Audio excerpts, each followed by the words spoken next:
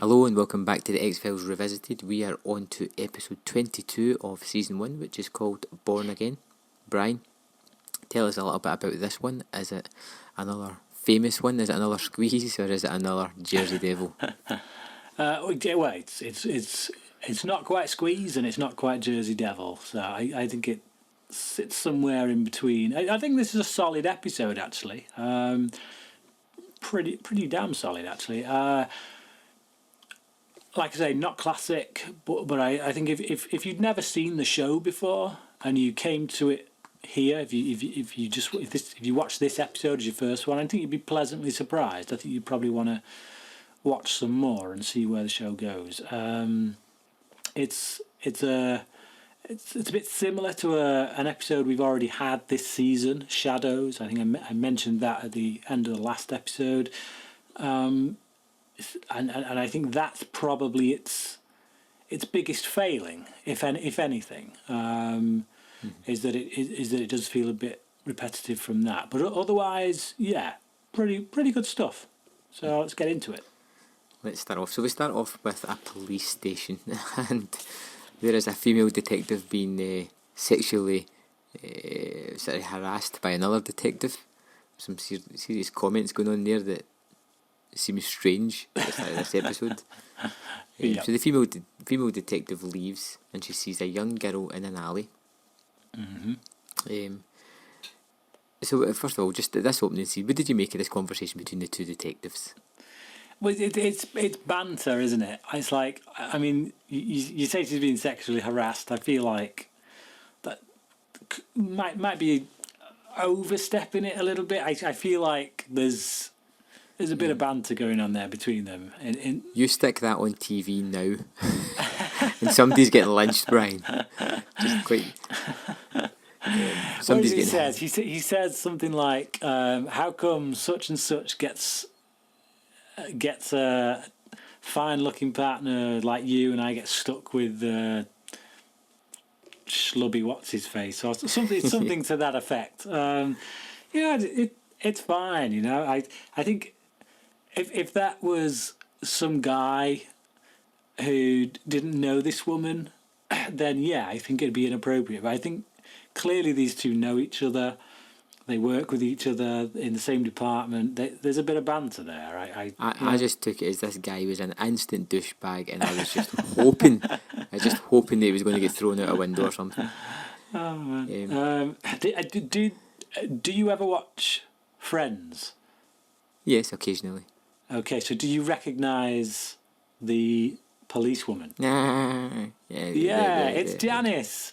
So I didn't actually pick up the name of her character in this, so from now on I'm just going to call her Detective Janice, because, yeah, I know her from Friends as Janice. I didn't know that until you mentioned it there, and then it clicked. Who it was. I knew I had seen her in something before. Yeah. But I just couldn't place it. She's so different in this, completely different. So Detective Janice, like you said, walks out of work and she sees a young girl, Michelle, in an alleyway, and she asks her if everything's okay, if she's lost. She takes her into the police station, and she gets I don't know, what will they call him?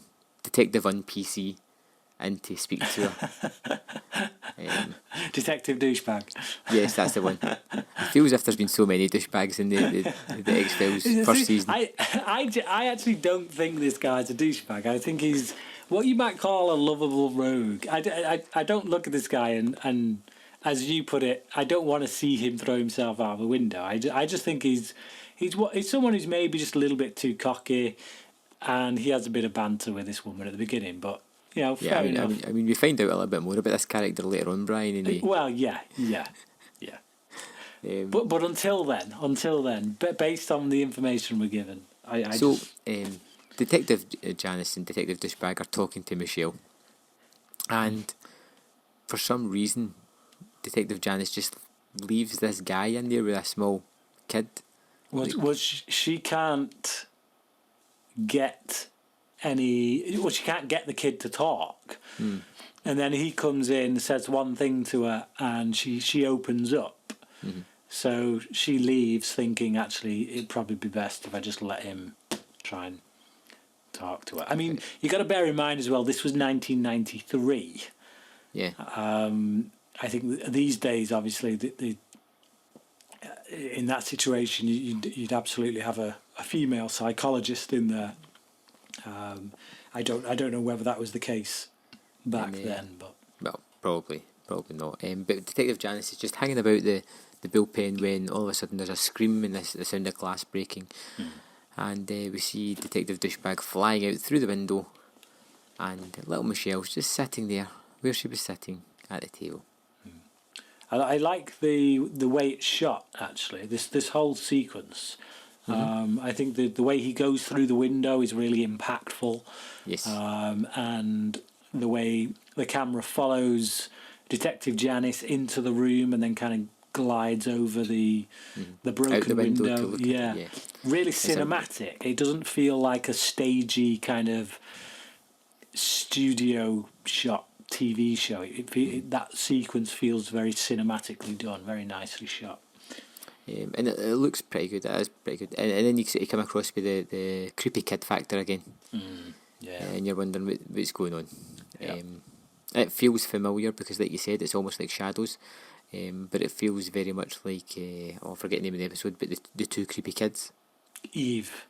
Yeah. You have that kind of feeling as well, that a kid that's just not quite right.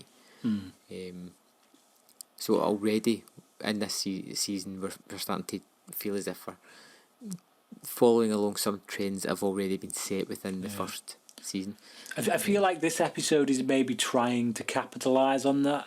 So it's taking those two aspects of what we've seen before and kind of meshing them together so that you as an audience member kind of second guess it. So you think, oh, it's a ghost, it's a poltergeist, like Shadows, and then you kind of think, oh no, actually it's a kid with strange telekinetic powers, like it's the kids from Eve, and so yeah, it's too familiar though, isn't it? So then we cut to the theme music, and then we're into the episode proper with Mulder and Scully at the police station talking to Detective Janice. I think I've got her name here as Lazard. It is. I'm still going to call her Janice. No, we'll stick with Janice. Yeah, I'm good with that. And the kid says that there was another man in the room, and that the mother came to pick the girl up, and that she's kind of left the police station. Yeah, and it's just Detective Janice is just like no chance. There's something not right about that kid, and it's been ruled as a suicide, but Janice is kind of like, there's no way. There's absolutely no way he would have committed suicide. I know this guy. He was too douchey, too full of himself. I just don't see it at all. There was no way he committed suicide. But this is great because in normal episodes they would never go this route, where they're just like, there's something wrong with that kid. You've seen it in other episodes where you're like, they skirt round it. They try to look for any other rationale other than the obvious. And she's just like, no, that kid's not right. He wouldn't have killed himself. Yeah, and I like that about it. This whole setup actually so far I've really enjoyed. I think it's been shot really well. I think it's been scripted really well, and it kind of takes those elements from those previous episodes, but it does them better. It's almost like because one of my main gripes, I think both of us actually, our main gripes with Eve, is that those kids were so freaky right from the get-go that we couldn't buy into the fact that Mulder and Scully were treating them as these little cute kind of innocent children. Like the first thing that was on our minds was, okay, start with them. There's something seriously wrong with them, and like you say, that in this episode, that's where they go, and it makes me buy into the concept a lot more, a lot better.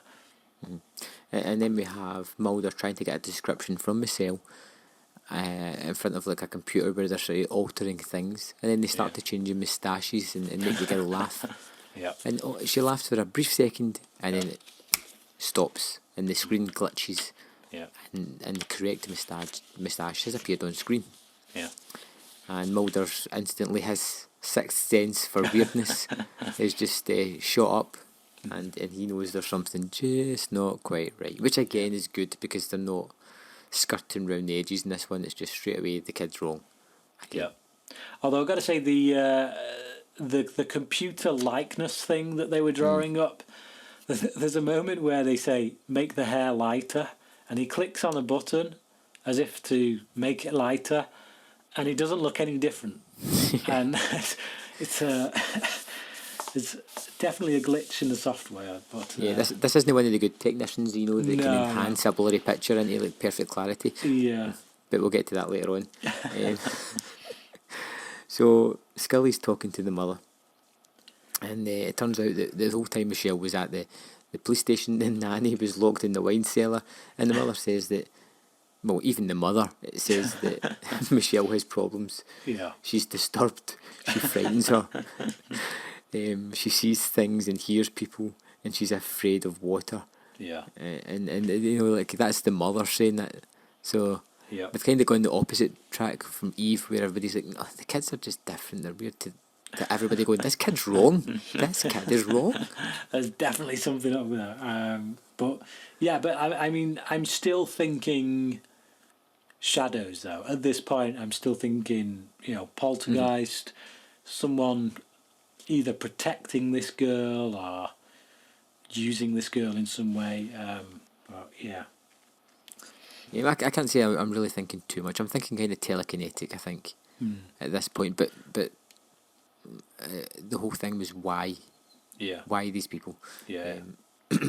But so when Mother's talking to Mulder, asks about Sheila. It turns out it was Michelle's doctor. And then the creepy little girl at the window, Michelle, throws out an origami bird. And then, just strangely out of nowhere, Mulder asks Scully to check the body for burns, as psychokinesis is usually done with an electrical charge. Yeah. So, and you can see Scully again just kind of roll her eyes as if to go, oh, come on, Mulder. Not another one of these wacky things. Yeah. It's just Mulder through and through, really, isn't it? So Mulder leaves Scully to go do an autopsy. So it's like Scully's got to go and do an autopsy as usual, while Mulder is going to go off. I think he says it's not his thing, isn't it? Yeah. And so he decides to go off to see the psychiatrist of the girl. Sheila? Yeah, Sheila. That's the one. So, and he tells... He's talking to this psychiatrist, and...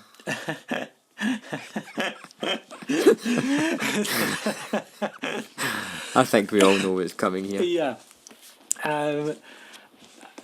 He asks if there's anything kind of odd going on with the girl, and almost like Blue Peter, here's some I made earlier.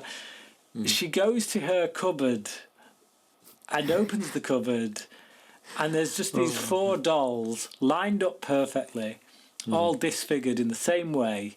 But it's like they're practically the only thing in the cupboard, and it's almost like the prop guy that day was told to do one thing: sort those dolls out for us, and they didn't bother with anything else. And you're kind of thinking, is this girl Michelle the only patient that this woman's got? Because she opens that cupboard and it's like there's no other clues to any other patients there. It's just, here's the dolls that Michelle defaced, and I'm keeping them in this cabinet like trophies. I mean, would you have been happier if you opened up a large sort of closet and inside it was all these like different dolls with like different patients' names in front of them, and they've all been like... But even paperwork or filing systems, you know? It's just like one doll. Well, I mean, it's like, if somebody says, like, can you prove this girl's crazy, you could bring out, like, a ream of paperwork, or you could just whip out a doll and just go, boom, check it. But it just feels so... Yeah, I don't know, the production design, I guess. It's a little bit too... I don't know what the word is. It's just weird. The fact that she just turns to one side, opens the cabinet, and there's the 4 dolls.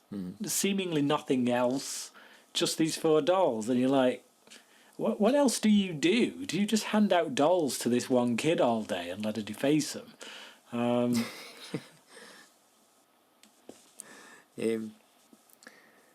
But after we get the creepy dolls out with the no eyes and no arm, Mulder asks about hypnosis and has she witnessed any unexplained phenomenon around Michelle? And the doctor just says, "You're joking, right?" And Mulder gives one of the most "I'm not joking" looks I have ever seen in my life. You know.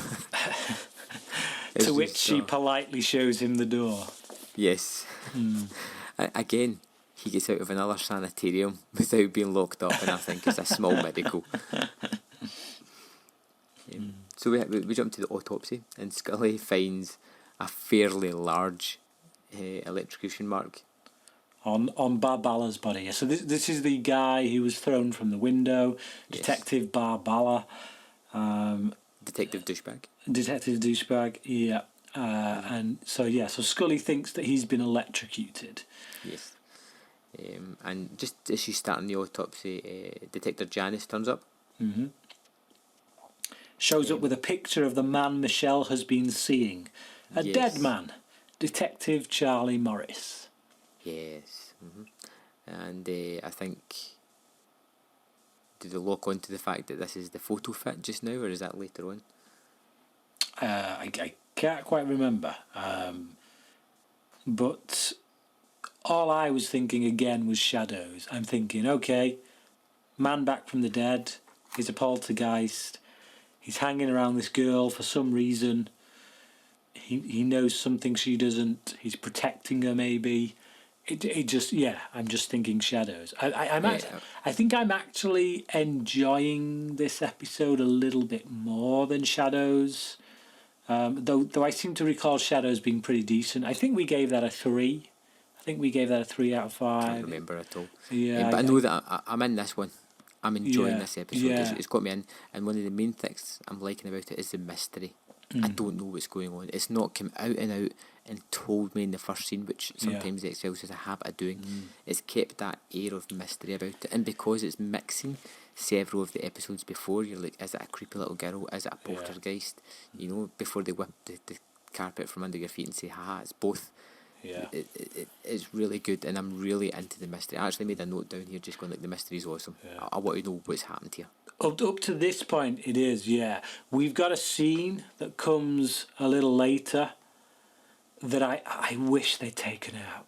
I'm curious what this is. Yeah, so. I just for me it blows the mystery. It just completely mystery's gone. I know exactly what it is now, and they didn't need it because I was watching the episode and I was thinking, well, actually, if they took that scene out, would it still make sense? And it does. It would make perfect sense. And it bothers me that they had the scene in. So we'll get to that when we get to it. But looking forward to it. So we have Mulder and Scully at the police department. And the detective was killed in Chinatown. They're looking through the file. It was gangland style. Yeah. And Scully brings up poltergeist. She mentions poltergeist, I think it is, or something like that. Right. Yeah. I mean, Scully tells Mulder that she's not ready to buy some wacky theory off Mulder, and Mulder gets a little bent out of shape by it. So he's kind of like, what's it going to take for you to kind of believe? But Scully starts. I think what it is that Scully mentions something offhanded joke about a poltergeist. Yeah. And Mulder just jumps on it. Yeah. As if that kind of the argument kind of spills from that. But Scully starts to offer some fairly reasonable arguments, actually, until Mulder asks how Morris was killed. So Scully takes Mulder to this. It's kind of like a trophy cabinet, Yes. and it's got the picture of Morris in there. So she kind of puts two and two together, and like the little girl had to walk past that cabinet just before Detective Barbala was killed. So in her mind, she's thinking, because of the the intensity of the moment, she's seen that picture just moments before, and that's the picture that stayed in her head. So she's getting confused, and she's thinking that that's the officer she saw push this guy out the window. But Mulder asks how Morris was killed, and then Scully starts to read the report, and Mulder knows already exactly how he was killed. He had his eye gouged out, just like the doll, and he had his left arm torn off, just like the doll. That's because Mulder whips out a doll. Yes. He's actually borrowed a doll. He's like, one of the and you're like, man, what if this never come up? He was just walking about with a doll in his bag, missing an arm and an eye. Yep. Oh, I love it. So Mulder and Scully go to see Morris's old partner, Tony Fiore, Yes. who tells them the triads picked a cop at random just to send a message. Fiore lies about his wife sleeping, which Scully is actually the one who catches it, which I thought was quite good, because it's usually Mulder who spots those little details. Yep. I made a little note of that, and I was like, all clever with myself until they walked down the steps and talked about it, and I was like, oh. So, like, what did you make of this guy from the moment he comes out? And that's how From the moment he opens the door, he's just cagey. I mean, the door's cracked. He's looking behind himself. For somebody sleeping, he's looking behind himself. He comes out, walks away from the door, says that his wife's sleeping. Then they ask a question, and he walks further away from the door before saying, I can't answer that. Yeah. It just seems to be evading every question, acting extremely suspicious. Pretty much like every perp he's probably arrested. This is how this guy acts. Guilty. Yeah, he's dodge. It's like right from the get-go, this guy is caught up in it somehow. He's proper dodgy. Indeed. So Fiore is talking to somebody about the FBI. We don't really know who this person is yet, and they mentioned something about a safety deposit box where they have got it. And this is the scene. This is the scene that should not be in this episode. Right. Because these two, he comes into the office and he says, that the FBI is sniffing around. We need to get rid of the safe deposit box. We need to get rid of the stuff. And the other guy says to him, "Look, we promised we'd wait 2 years, and then, we'd be home clear," kind of thing. And I'm sat there and I'm thinking, okay, I know what's happened now. These guys are responsible for that policeman's death. Yeah. They did it for money, clearly, which they've got hidden away in a safe deposit box. They need to wait it out. And we don't need this right now at all, because all of this information comes out later on anyway. In all we needed to see was this other guy get killed in that bus. So when he gets strangled, and again, that would keep mystery. Who is this guy? Why is he getting killed?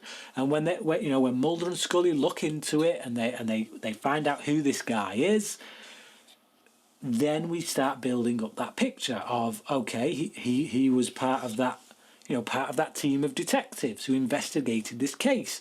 Clearly that sends us back Fiore's way. So having this scene where Fiore goes and spills his beans to him, and then he spills his beans back to him, and they basically unload the entire plot to us. Oh, it annoys me. It annoys me because up until this point, like you said, the mystery here is really good. I'm literally kind of, I don't know where it's going. I don't know where they're going to go with this episode. And then the moment that comes into play, when the moment we see this scene, I'm like, right, well, pretty much most of the mystery has now gone. You know, I know the reason these men are being killed. I know who's behind it. You know, it's Morris. He's behind it. Whether he's a poltergeist or whether he's working through this girl, I don't know. But I know, I at least know he's definitely the one who's behind it. It's a revenge attack. Stupid writing there. Just to include this scene in, I'd take it out. It would make the episode a lot better. I mean, we'll get to my rating at the end, but I can tell you that if it wasn't for this scene, this episode would be a 4 out of 5 for me. And then we jump straight onto that scene that you're talking about, the hanging. Yeah. The guy in the bus. I've got to say, just as we go back to that scene in a wee second, that I understand what you're saying about it, and it does seem to come out of left field completely. And it didn't really bother me at the time, but now you say that, it kind of does play my mind a little bit, because they introduced this guy who isn't there for any reason, because in the next scene, the very next scene, he dies. Yeah. So it's just that it's a non-plus character. Yeah. It's almost like he's set up in that scene just so that we, I don't know, identify with him in some way when they kill him, but we don't need to identify with this guy. We need to see him get killed. And that's the mystery. Why is this guy getting killed? You know, and that's picked up on immediately after, when Mulder and Scully are then called in to investigate it. That's all we need. We don't need that stuff beforehand. So then we have the bus sequence where he gets off the bus and the scarf floats into the air and pulls back into the bus and wraps around a pole, and the bus starts to drive away, and he's getting strangled. Yeah. It's a particularly nice scene. I like it. Yeah. And then just as they finally get the bus stopped, it pans up to show that Michelle's sitting in the bus, and it's just a nice little reveal at the end of it as well. I like that scene. I think it's quite good. Now, Mulder and Scully are with Michelle's mother, sort of consoling her. The Detective Janice tells Mulder about the dead guy and his connections, and that there's a page missing from a homicide file about Morris's death. Yeah. And they find out that the only person who was into it earlier on that day happened to be Tony Fiore. Yeah. So they go to Fiore's house. He's not there, but his wife is, and so is a really fine collection of origami animals. Oh, really fine. let's just stop there. There's some paper origami, right? Okay. And then I think we'll keep going with this scene, because there's something here I want to talk about at some point. Well, it turns out Fiore's wife was once Morris's wife. Boom. Mic drop. Yeah, Morris is the one who is responsible for the origami. So, I think the most story-centric part of this is the origami part. But the most interesting part is that this guy, Fiore, who we have a good inclination killed Morris, then decided to take his wife after he'd killed him. Which is a horrible thought. Yeah. You know, it shows that he's no remorse at all, in my opinion. Yeah. Well, to me, in a way, it's kind of the opposite to that, because I feel like in many ways it's the guilt of what he's done that kind of makes him feel like he needs to make sure Morris's wife is okay. It's twisted. It's sick and twisted, and it comes from a very warped perspective. But that's how I see it with this guy. I see like this is kind of his way of atoning, is making sure that Morris's wife. But if you had that kind of guilt, then wouldn't you at least get rid of the fish tank?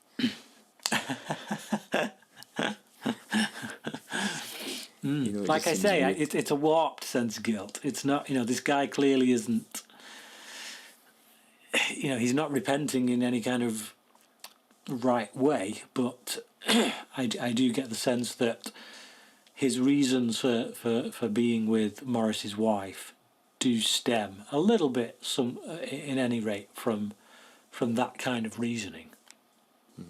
And in this Mulder and Scully say to leave the house, they talk about reincarnation a little bit. Which Scully scoffs at. Yes. Yeah. Yes, and Mulder comes out with the class line that Michelle would have been conceived at the time of the guy's death. I would love to have been there for that line of questioning, when they were questioning the mother. So this is where they start regression hypnosis. Yes. Start it and stop pretty quickly, because the psychiatrist, Michelle's psychiatrist, convinces the mother that, look, this is too wacky, it's stupid, it's hurting her. It's like, okay, why did you let him get to this point then, if you were going to just call it off like that? But the doctor's just like, it's not working, let's just get back in the room with the dolls. Yeah, the dolls, that's the way to go, man. And Mulder's really, really wants to do it again. Yeah.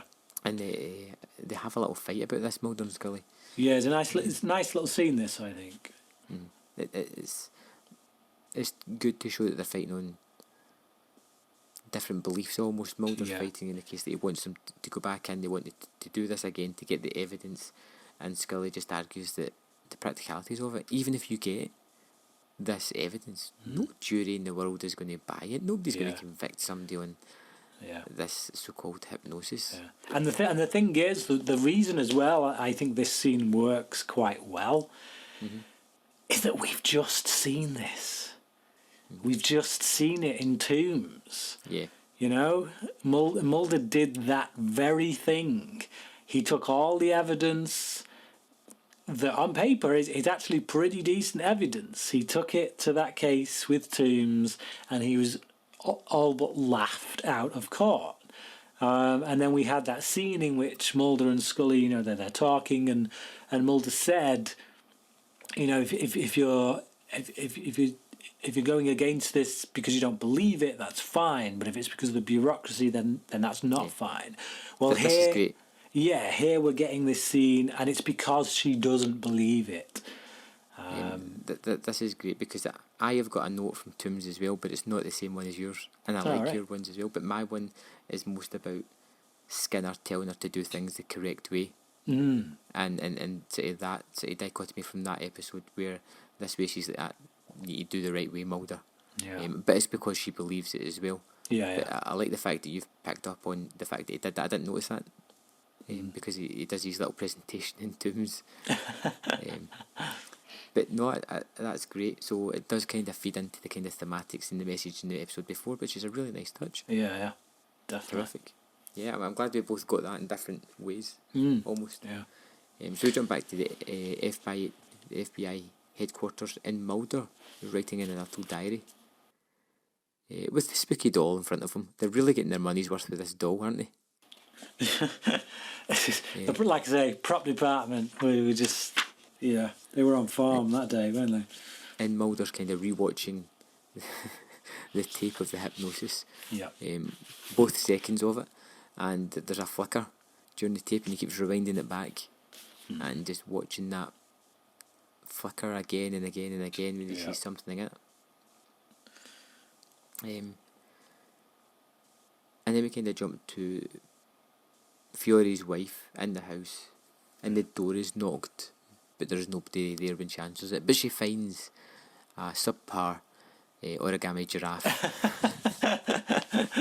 Hey man, that's a fine looking giraffe. Fine looking Origami Giraffe. Of course, this is one of the two giraffes that Morris didn't get to finish, because he was apparently completing this set of animals, and she told Mulder when they went round to see them that he was down to his last two, which was these two giraffes, and so there's a significance there. The fact that this is a giraffe, it clues us in that she right now is definitely thinking about Morris. She's thinking about her first husband. Yeah. And we go back to the FBI headquarters, and they're doing the analysis on the flicker of the tape, and there's an image within it, and this is the enhance moment that I really love. And Detective Janice comes up with the missing page, and it turns out that Morris had actually died of drowning on, was it saltwater, freshwater? Saltwater, yeah. Saltwater, yeah. And then we go from that scene, which is quite. We don't actually get the final image there. It jumps back to Fiore as he comes home with a holdall and asks his wife to pack quickly. Yeah. And he's all kind of weird and angsty, and it turns out that Michelle is outside the house. Yeah, is she outside the house, or is she in the living room hiding behind the curtain? I don't know. Pass. Yeah, I don't suppose it matters either way, but like the way it was shot, it kind of looked. I couldn't tell. It looked like she was just standing behind the curtain, but. And then we go back to the analysis of the tape, and they have an image. It takes a second to load, and it's the diver from the fish tank. Yeah. So we go back to the Fury house again, and they've got a sort of bag. The holdall was full of cash. Mrs. Fury is just holding the giraffe. Yeah. And the lights go out. And this scene is another scene that really does remind me of Shadows.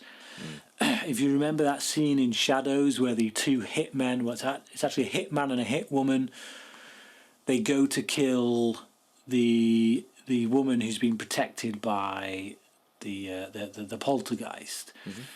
And they attack her in the living room, and then the poltergeist attacks them. And if you remember, it crushes the throat of one guy, and that was does a the living room, the set. I swear they've used the exact same set because the just the way the door is, the position of it, and the way the living room is. It looks like they've taken that exact same set and just decorated it slightly differently. The layout is completely the same. And because, like I say, this paranormal stuff starts going on, you know, this girl is attacking Fiore with all this kind of telekinesis or whatever. She's throwing items at him.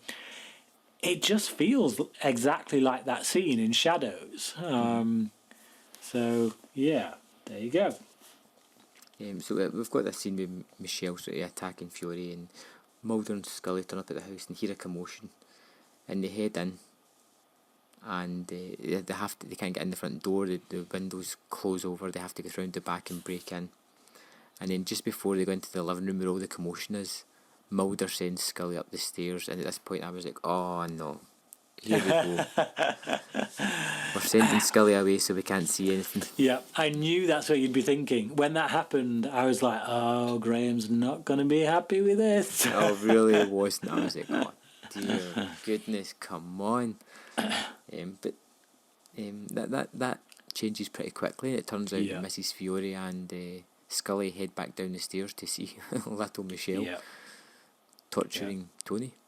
This, like I say, again, this really does feel like they've taken Shadows and they've kind of fixed the problems with it. Not that the episode had a great many problems, but it's like that was one of the things with that scene I mentioned earlier with the two hitmen.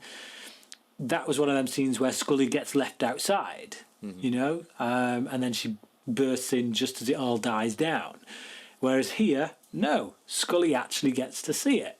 So it's again, it's nice. picking up on Shadows, but kind of twisting it slightly, so it's a little bit different. They do things a little bit differently. So we get Mrs. Fiore talking to Michelle, and we have Fiore confessing to his crime in front of everybody. Yeah. And then Michelle just has a last minute show of power as she makes the fish tank explode. And that's kind of it. Scully picks up the gun that's at her feet, Yeah. And then that's kind of done there. And then we just have Mulder final report. Yeah, we get Mulder see. We get to see the girl now as she is, And a pill. without. Yeah, but she's basically herself now. She's who she should be. She's not. She doesn't have Morris inside her. Kind of. Yeah. So she's swimming. You know, we got a little story off her mum part way through the episode where she said she wouldn't go near a pool. She just screamed, obviously because, you know, Morris was drowned. He doesn't want to go anywhere near water. So yeah, now she gets to be a typical happy, playful young girl.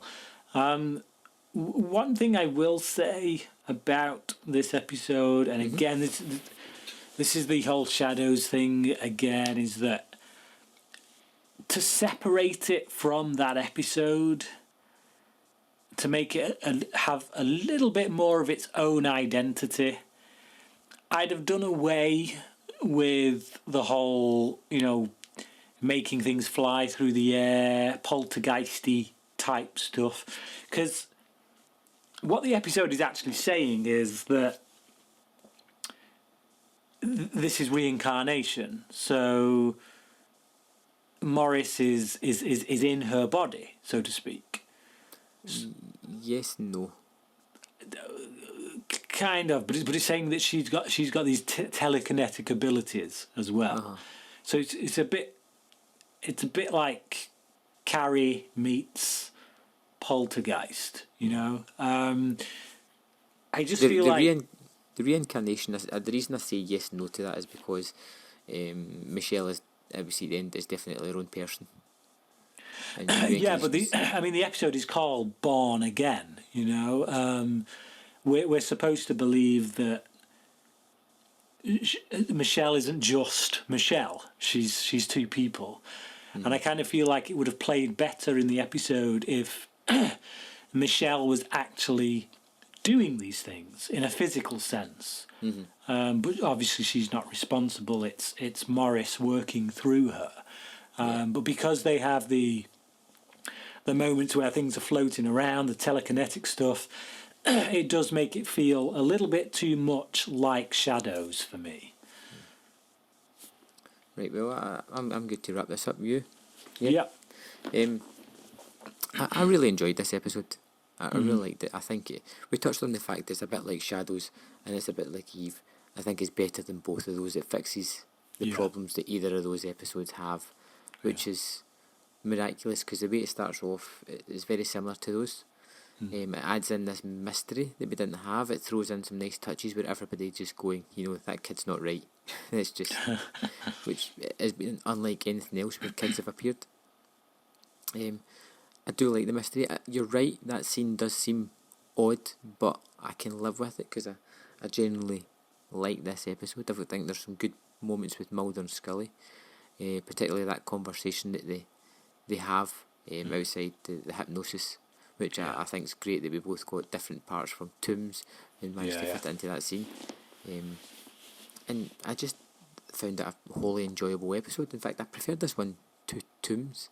And I gave it 3.5 out of 5. Yeah, I agree. I give it 3.5 out of 5 as well. If they took that scene out, this would get a 4 from me. But just from a writer's standpoint, that scene does nothing but ruin the mystery.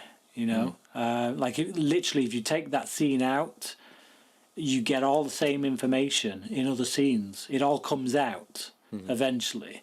So telling it was all there, it does. It boggles my mind that they would have that in there, especially because the mystery was a really good one. So yeah, but so it does lose half a mark for me because of that. I still very solid episode. I do agree with you. I think I would rate this higher than Tombs. Now, I gave Tombs a 3.5 as well, but if I was asked to call it, I'd go with this one. I think this one is a better episode on the whole. It's just handled much better. So yeah, it's quite solid. Good stuff. Yep. So next up is episode 23. Roland. Is this a good, a bad, indifferent? The thing I remember most about this is the first time I saw actor, I'm going to butcher his name here, Zelko Ivanek. And you probably won't know him by name, but I'm sure you'd know him by face. He's been in a lot of stuff, a lot of TV roles. He tends to play bureaucrats, CIA types, people in suits, basically, who give information off. But yeah, this was the first time I'd seen him, and I remember just being quite captivated by his performance. I thought he gave a stunning performance. He plays someone with I can't remember the name of the condition that Rain Man has. Dustin Hoffman in Rain Man. Autism? Yeah, autism. Yeah, so it's very, very acute autism. But yeah, I remember just being blown away by this guy. I mean, that was at the age of 13 I would have been when I first saw this, or if not 14, because it was coming to the end of the season. So I was about 13 or 14 when I first saw this guy, and I thought, blimey, I didn't know if they'd actually got somebody with autism to play the part or what, but I saw him later in some other things, and it made me realise actually this dude is a really strong actor. He's been in 24 as well. He popped up in 24. So yeah. So I think I can't remember a right lot else about the episode except a really gruesome scene involving some liquid nitrogen. But beyond that, just the performance is what I remember. So Good. Okay, something to look forward to. So we'll see you next time on the X-Files Revisited for episode 23, Roland. And remember, as always, our social media links are in the comment box below, so please pop along and check out some of our other stuff. And we'll see you next time on the X-Files Revisited.